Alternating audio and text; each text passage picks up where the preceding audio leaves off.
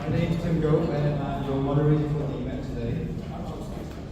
So first of all, let me get some logistics out of the way. There are two sets of entrances and exits. There's one here, the main one through the other room. The restrooms are just in the other room, and actually the other room is where the reception is going to be after the event as well. So with that, let's get started. So thank you everyone for giving up some of your time on a Saturday afternoon to be here. Today's event is really a book launch, and actually the launch of two books.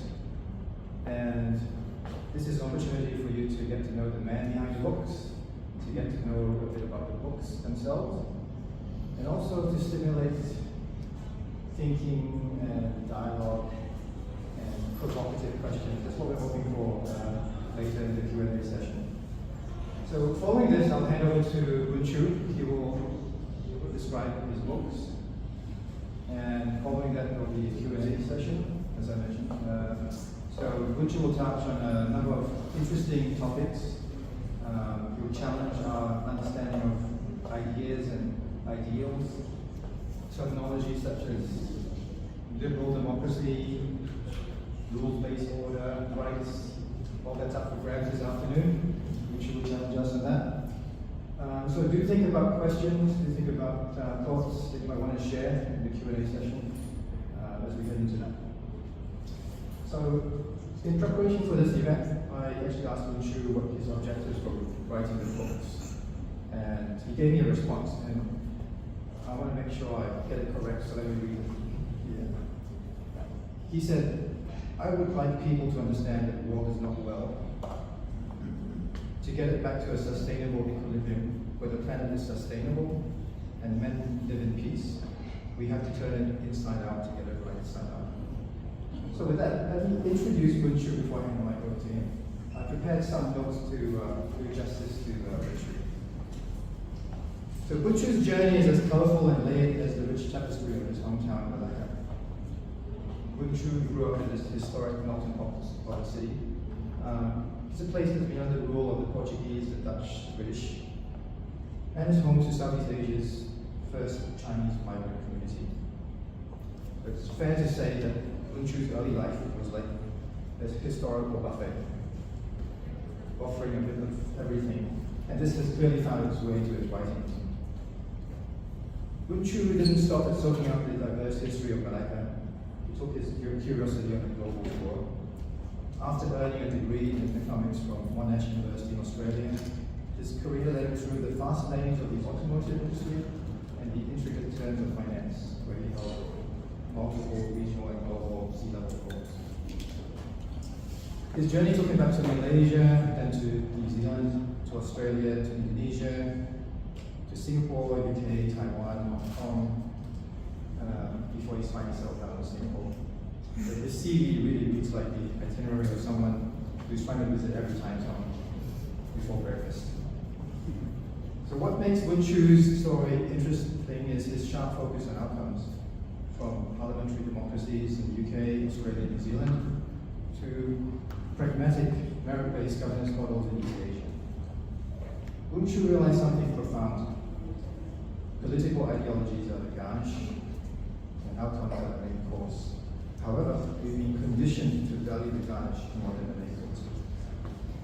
Boon Choo has learned that while outcomes may speak for themselves, they rarely get a microphone.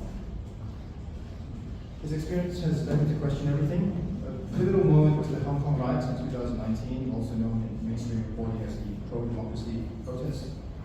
The cognitive dissonance from what he experienced in Hong Kong compared to what he saw reported in the media made him realize that much of what he accepted as truth was a carefully crafted story designed to shape concept. So this realization sparked his passion for exploring alternative governance models, a journey that started with reading Daniel Bell's The China Model and has continued through his rigorous research. Outside of the realm of political and economic theories, Boon Choo is a man of simpler pleasures. He's married with 2 children, and he has a passion for brewing beer. Yes, he brews beer. So if you get a chance to share beer with him, you're in for a treat, because much like his thoughts on governance, Boon Choo believes that a good beer should deliver results. So without further ado, let's welcome the man who knows that brewing a good beer and shaping society are both endeavors that demand attention to our country.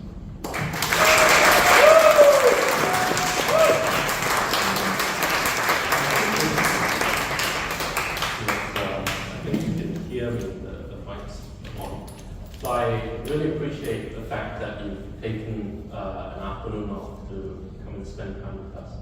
I'm humbled at the number of people who turned up because I was sort of harassing a couple of neighbors thinking we were going to make some numbers. And I think we've exceeded that.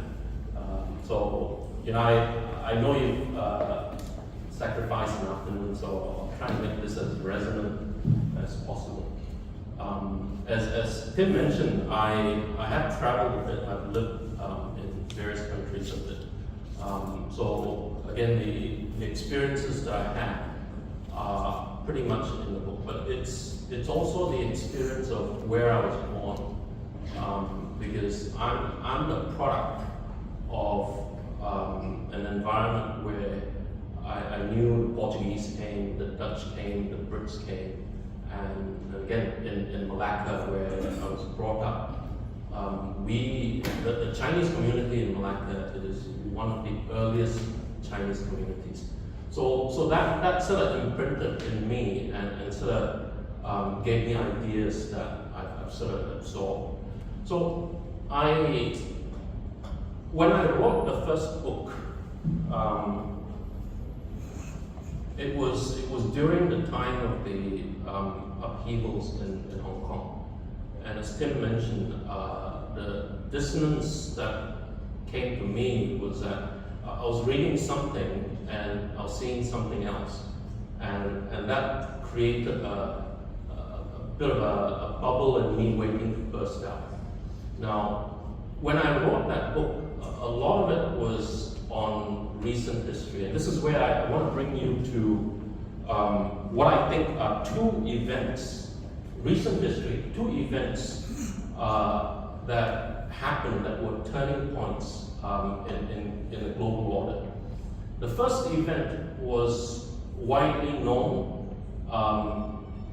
very widely published, and the second event was a quiet one. And what was the first event? 1987, Ronald Reagan stood at the gates of Brandenburg, where the Berlin Wall was, and he said to the audience, and it was directed at Mr. Gorbachev. In these words, he said, "Mr. Gorbachev, tear down this wall." This was 1987, and by 1990, the Soviet Union was shaking, and the satellite countries within the Warsaw Pact were breaking up. There was a picnic called the Pan-European Picnic, and in that Pan-European Picnic, at the border between Hungary and Austria, remember Hungary was part of the Iron Curtain, they opened up the border. And when they opened up the border, streams of East Germans flowed through the border to land in West Germany. And that was the beginning of the end for Soviet Union. And by 1991, when Boris Yeltsin came in, Soviet Union was no more. The Russian Federation became a democracy. And out of that implosion came around about 27 or 28 new democracies.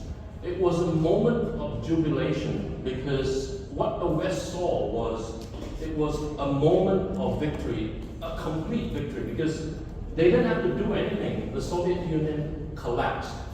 And in 1990, and the celebration was just incredible. There were pictures of people breaking the Berlin Wall down, and then there were concerts celebrating, and I think leaders sort of congratulating each other.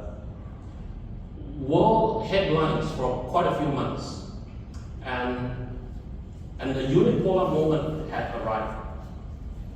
The United States was the only remaining hegemon in the world, and it literally could do whatever it wanted. And between 1990 up till today, you've seen invasions in Serbia, Grenada, Panama, and then of course you've seen the things that were done in the Middle East, right across Syria, Libya, Iraq. and Afghanistan and Yemen as well. And no one could stop the US, and that truly was a unipolar moment. And every time the US did something, it was always on the back of freedom, democracy, liberty. These were the kinds of verbiage, heavy verbiage that actually we took on. In 2000, it became clear that the bulk of the world had democracies, pretty much most nations, with the exception of a few, as a way to elect leaders. And whether they worked or not was a different matter, but democracy was all over the place. And the only one exception clearly was China, right? So the West and US underwent a period of inflection, and that inflection was the breakdown of the Berlin Wall.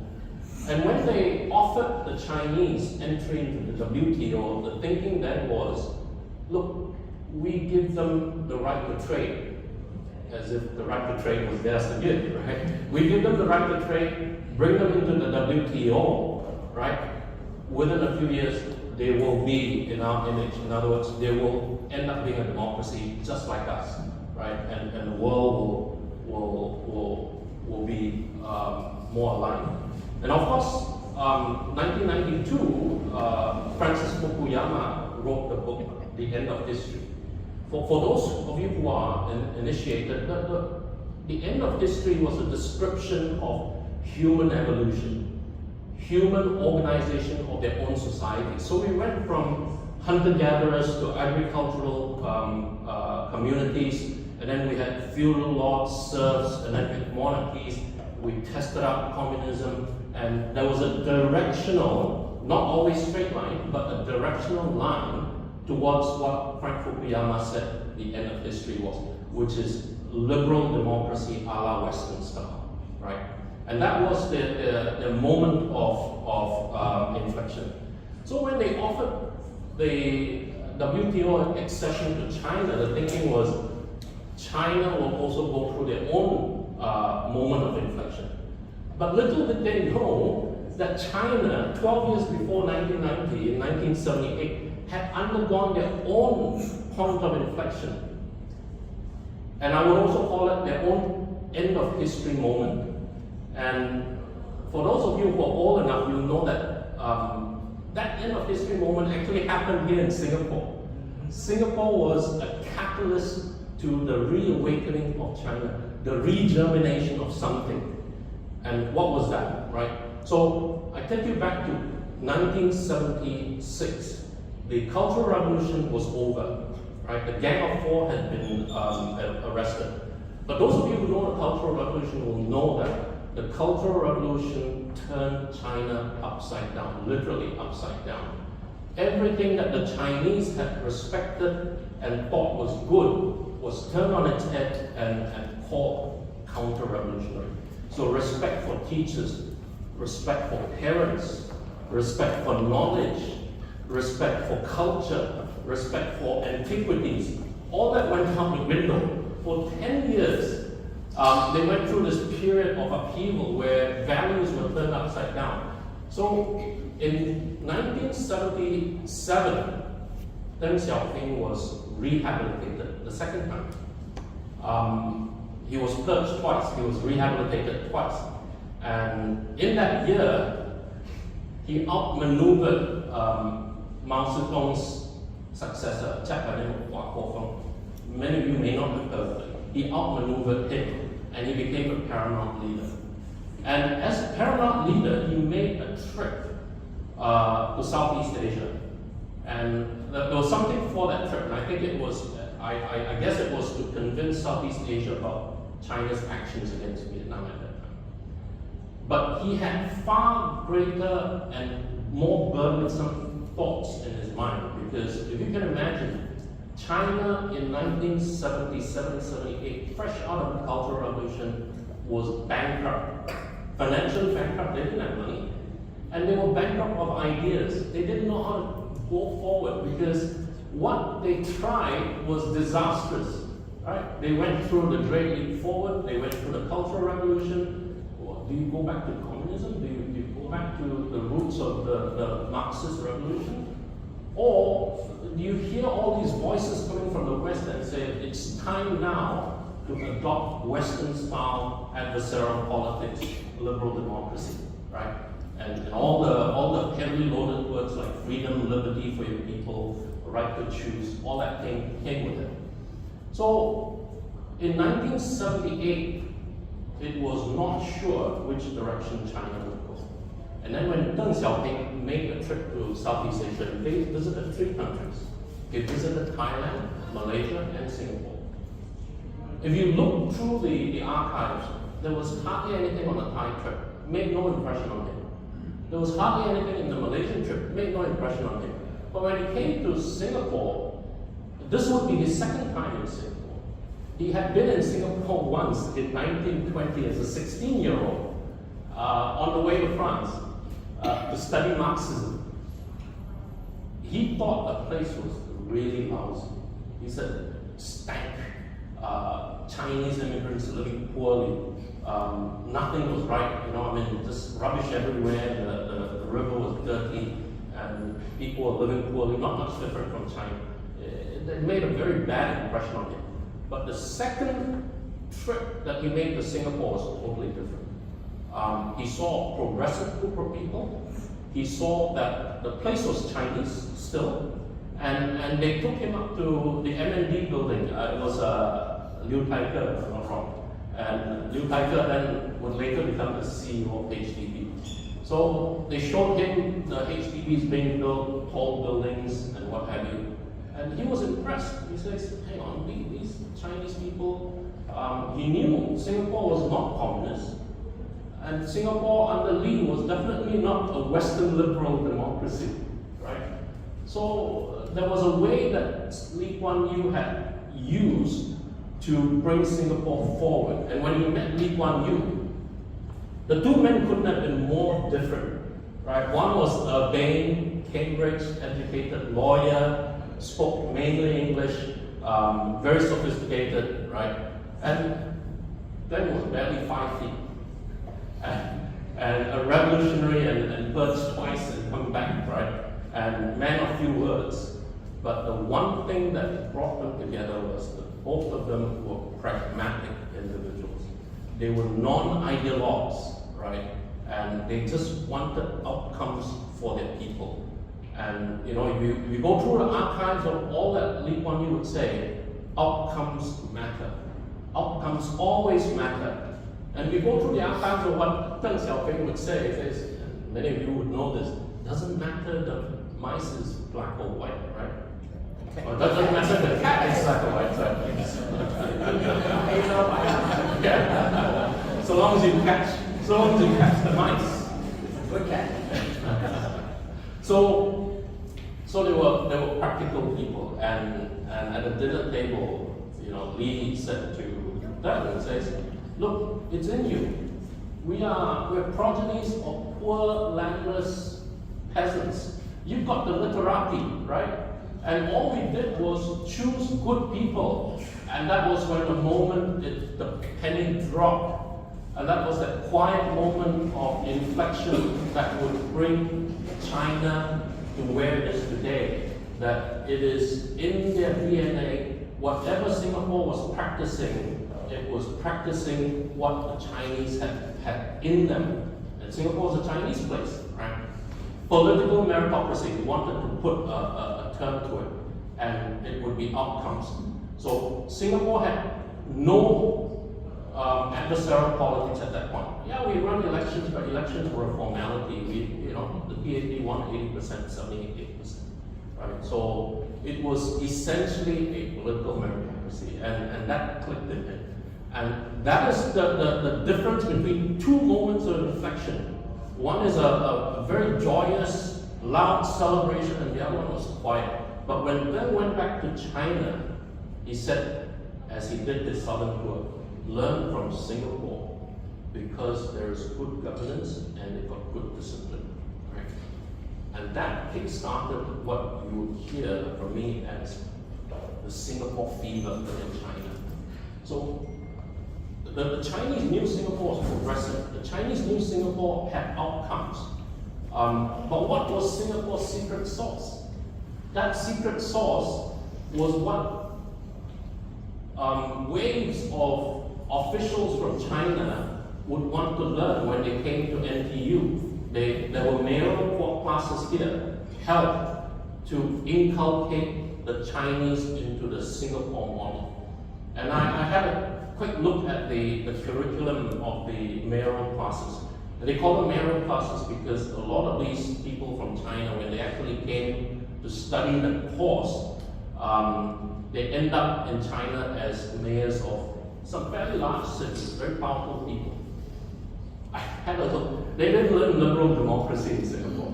That wasn't in the curriculum.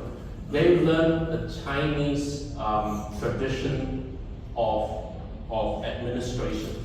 So they learned something that was already in them, right? But Singapore put it in the modern context of a political meritocracy. Now, obviously, we've got 30, 40 years from the time of those two points of inflection. Where are we now, right? China has gone from being even poorer in 1977, 78 than most African countries to essentially a middle-income country today. But if you look at outcomes are important. Remember I said infant mortality, life expectancy, GDP, and health outcomes, right? You can't fault the Chinese for doing what they've done because they've brought outcomes for people, and the outcomes are undeniable. Now, again, where have all the liberal democracies gone since the fall of the Berlin Wall? Now, if you look at Europe is struggling today. I think the standards of living have declined. If you look at some of the Arab Spring countries, it's desolation. If you look at the US, the US today isn't a democracy. Anyone who argues that the US is a democracy just isn't serious. They are more like a plutocracy, a kleptocracy, where billionaires buy elections, right? If you ever think that your vote counts in the US, I think you've got to re-examine that thinking. So there is a dichotomy now, right? You've got political meritocracy in the world's largest country. Well, India's overtaken, but in the world's largest country for a while. And you've got a string of failures in democracies. But and this is the question that I pondered. Why do democracies fail, and they fail consistently, but we don't see the model as undesirable? Why is it, right? And this is the reason why I venture to say it. And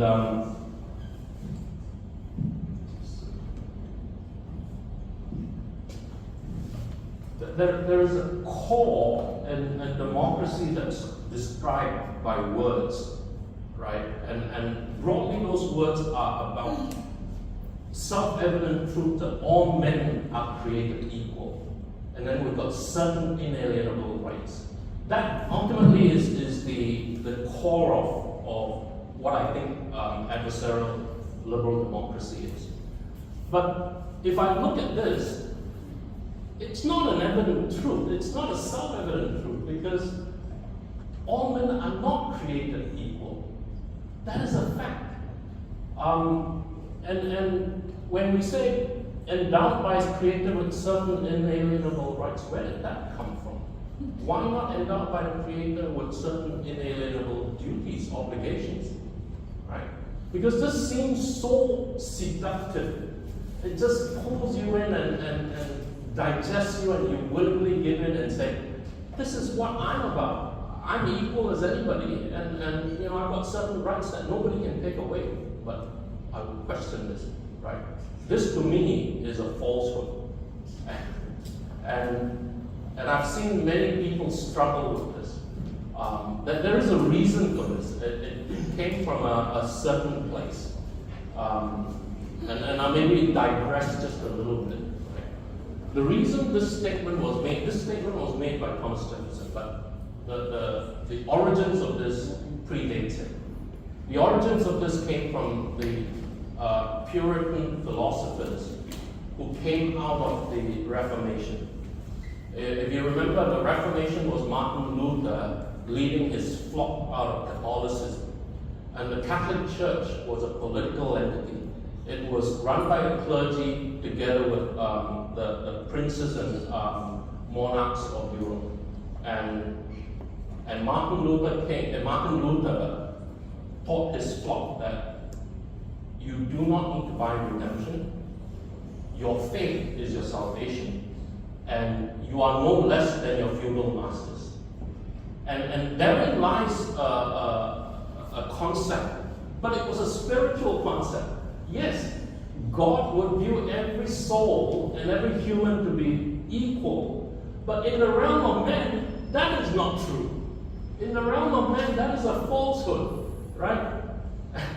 And inalienable rights. I mean, why isn't that seductive? That's very seductive. And when we ingest this, we will never find anything wrong with democracy. And I liken this to the juicy red apple that the wicked witch gave to Snow White, right? You ingest that apple with poison in it, you go into deep slumber. And in our case, it's a deep cognitive slumber. And because of a lie like this, it perpetuates even more lies. This is the second lie, right? Because just because you got certain inalienable rights to consent, you then have a government of the people, by the people, and for the people.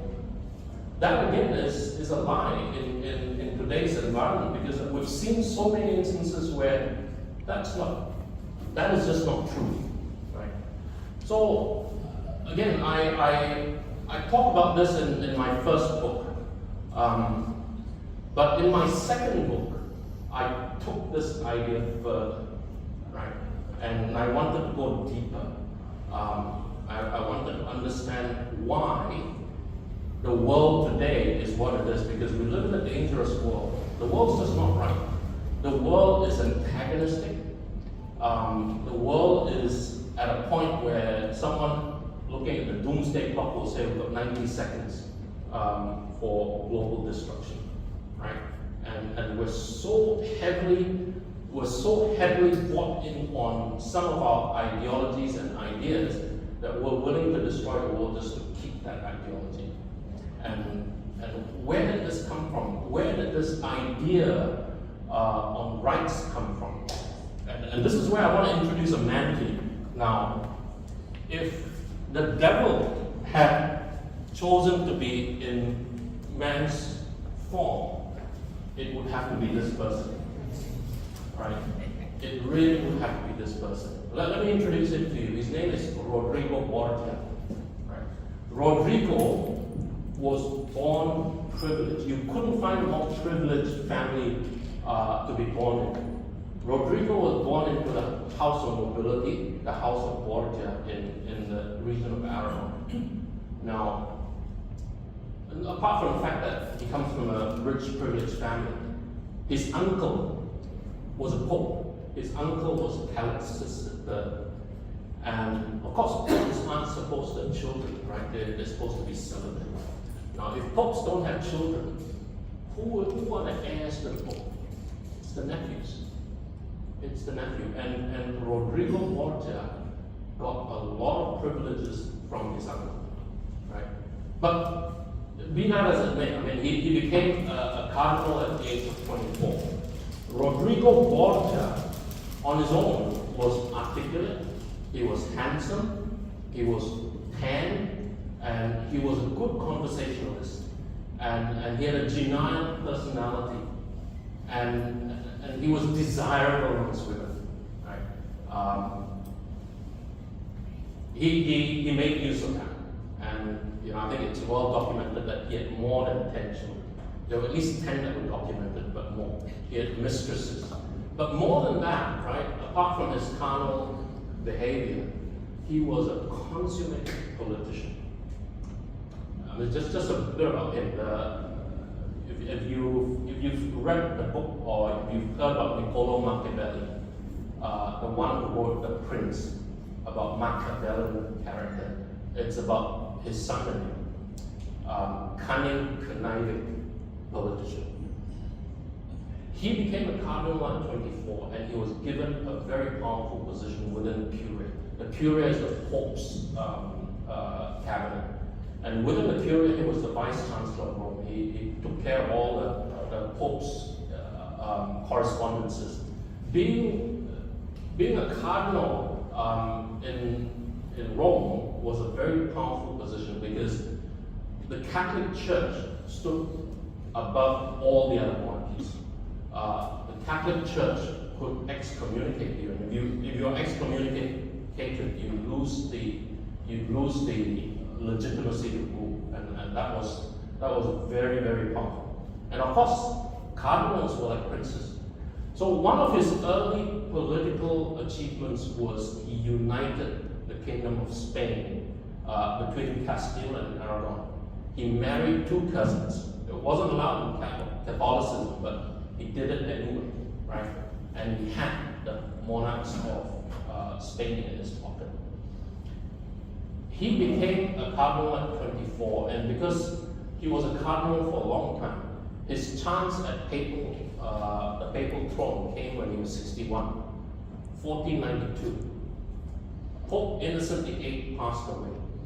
And when he passed away, right, the tradition was always that a conclave of cardinals would come together and they would pray in seclusion until the hand of God shows them who to elect. But the truth is something else. Horse trading amongst cardinals. Cardinals would offer money. Cardinals would ask for certain position, and you trade horses, right? And the rumor then was that he became a pope. By then he was one of the richest cardinals. He's been a cardinal for many years.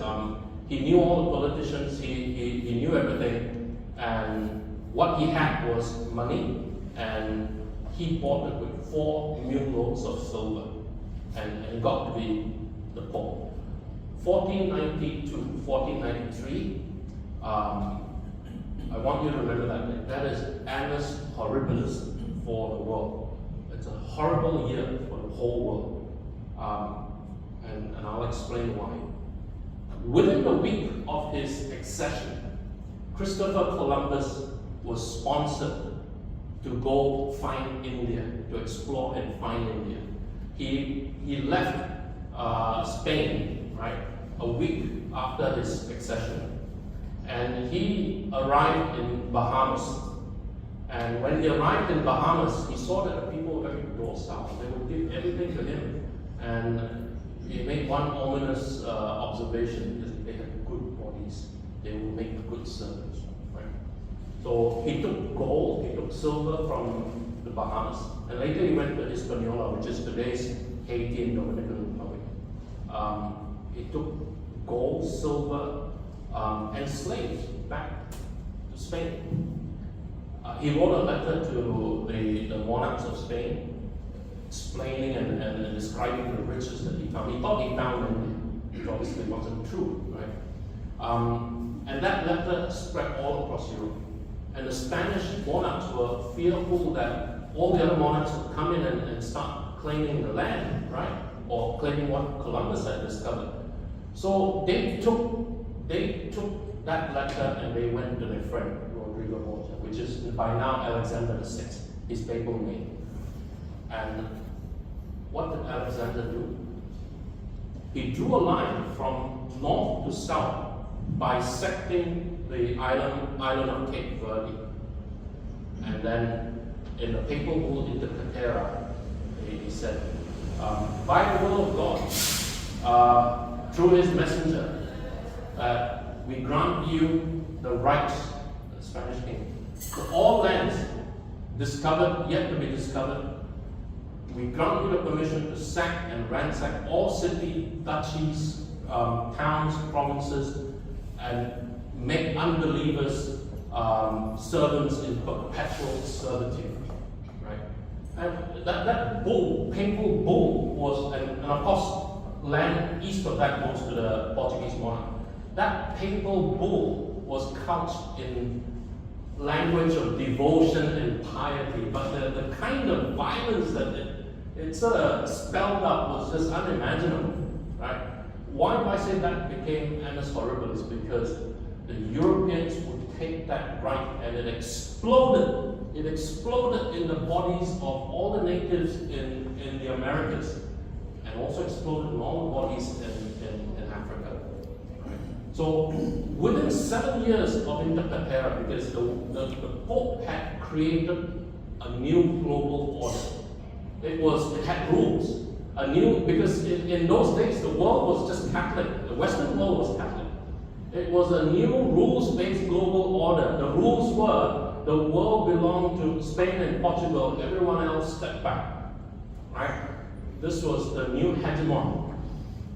Within 7 years, the slave trade had begun, because by the time Columbus and the explorers went to the Americas, they had given the natives communicable diseases for which they had no immunity. And plus the cruelty and extermination and murders that they perpetrated on people meant that within 2 decades, there was hardly any natives left. But there was enterprise to be done in the Americas. They could grow very, very profitable cotton, very profitable sugar, molasses, and they could also plant tobacco, right? So began the Atlantic trade, because they would take slaves by connecting with the Portuguese from Africa, ship them to the Americas, and then from the Americas they sent tobacco, molasses, and cotton back to Europe, and Europe would send slave beads, metal utensils, guns down to Africa. It was a hugely profitable trade. It was the Columbian Exchange. The Columbian Exchange described how profitable it was. And Columbus, obviously, the Europeans got gold, silver, and all the riches. What did the natives get? The natives got a new religion, communicable diseases for which they had no immunity. They got a new language. They lost their culture. They lost their language. This was that Columbian Exchange. So what we have is a period of misery for natives. But it didn't stop there. You see, the Dutch and the English were watching from the sides. They were saying, hang on, whilst we're Catholic, we can't disobey the Pope. But by 1600s, they were no longer Catholics, right? They didn't care what the Pope said, but they wanted the rights that the Pope had given to the monarchs. So they went on their exploration. Now, the first English settlement in North America was actually in Jamestown. It was led by a chap called Captain John Smith. When he landed, they were in dire straits. They didn't have food. They were drinking muddy waters from the estuary. The Powhatan tribe came and helped them get them food, right? But the demands grow louder, right? And Captain Smith and his cohorts were demanding things that the Indians couldn't give. They wanted land, they wanted this, they wanted that, right? The Powhatans did not realize what hit them, because the Puritans that came, the colonialists that came, they came bearing the rights that the Pope had given them. But the Powhatans had no idea of those rights, right? Before long, there were wars, and the Powhatans suffered.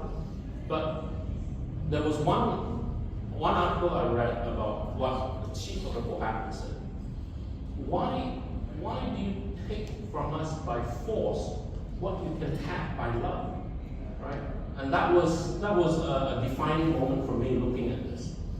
Now, obviously the colonies were successful. Within years, the 13 colonies were set up in the west, in the west coast of, east coast of the North America. What happened was in 1705, the Virginians set up their Slave Act, right? And the Slave Act pretty much said all Negroes, mulattoes, and Indians shall be held as real estate. And if you should discipline your slave, and if they ever died because of the discipline, you should be held to have done no wrong. Right? This was from a Puritan group of people. The reason why the Puritans in the US were more harsh was that they were, in those days, the extremists of their religion. They were fundamentalists. They viewed the natives in a black and white way. Because they had this notion of manifest destiny, that the continent was theirs for the taking. But it was a dark continent tainted by people with different skin tones, right? The darker the skin tone represented a spiritual taint to their whiteness. And of course, 1823, the Indian Removal Act happened. And again, consistent with the notion of manifest destiny. You've got the right, you're exercising the right, you've got to remove the Indians. The Indians had to go through a trail of tears. And this is what links our present day to Rodrigo Borgia. And listen to this carefully. When the American independence was declared, they came up with lofty phrases like self-evident that everyone's equal, right? But if everyone's equal, on what basis do we dispossess the natives of their land, right? They're equal too, right? So to solve that problem, they had a case. It was Johnson versus McIntosh, and this is that link. Thomas Johnson bought his piece of land from the Piankashaw tribe. William McIntosh got his piece of land from the government of the United States. Same piece of land, right? That was overlapped. Who owns that? Who's got the legal title, right? It was a big case because if you solve this case, you either give Indians back their land and you don't have a nation called the United States, because you can have a constitution but you've got no land for your constitution to act over. You're not a nation, right? So 1930, John Marshall, the Supreme Court Justice, solved that problem. How did he solve that problem? He quoted from Inter Caetera, from Alexander VI, saying, because God, through his messenger, had given the land that we've discovered to our monarchs, and we are the heirs of the monarchs, right? The Indians have been dispossessed. That the government of the United States has that land, and the Indians have got no title to the land, and they preserve the country called the United States, right? And of course, within 70 years, on the backs of slave labor and stolen land, by 1900s, they become the richest country in the world, right? And that is the world order that we live in, because in 1944, as the war wound down, Second World War wound down, the United States led. It was the United States that led, not the European countries. It was the United States that led the Bretton Woods Conference, right, where the US dollar would be the world's reserve currency. 44 countries attended that Bretton Woods conference. Very few of them were non-Europeans. They were essentially Europeans and South Americans. China was there, but China in 1944 was in the pockets of the US. The nationalist government was half dead, right? They were in no position to say anything. And 1945, the San Francisco Conference that created the United Nations. How many countries were there? 50 countries, right? And they created the United Nations on the basis that all nations are equal, large and small. But that's not equal, because they then had 5 countries in the Security Council. 4 of them were white. one was a token country. China then was a token country. 1945, who represented China, right? China was in civil war. And of course the US dollar today is a tax on everybody. They're a resource tax, they're a labor tax on all of us, right? And we now have a world order where, and I bring you back, a world order where you've got a political meritocracy rising, and you've got liberal adversarial democracy hanging on, right? And this is where I want to stop, because it's what the book is about, so I'll leave the suspense to you. All right, thank you. I'm gonna. No. You want to say the book? One of the books. Yeah. Okay. Yeah. So thank you for the lively, active, provocative participation. I'd like to thank Wen Chu as well for giving us lots of thought-provoking content to stew over. So this is the end of the formal part of the event. Refreshments are available in the next room. The restrooms, as I mentioned, are there too. Book sales will happen in the next room too. And one thing that Wen Chu has offered today is the first book that he published came out during COVID. But do you want to talk about it? Okay.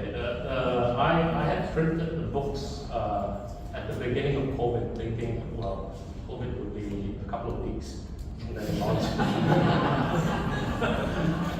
So it was longer than that. It's been 5 years. So it's sat in the storeroom for 5 years. So the edges of the book are turned brown. So I don't feel it is right for me to sell it. So if you want the book, it will be given complimentary. Thank you for that, Wen Chu. So, 3 books. I only have 40 something, so I think first come first serve. But the second book really goes with the first, so if you get the first book, you should also consider getting the second one. So with that, thank you very much, Wen Chu. Thank you everyone for your participation. And,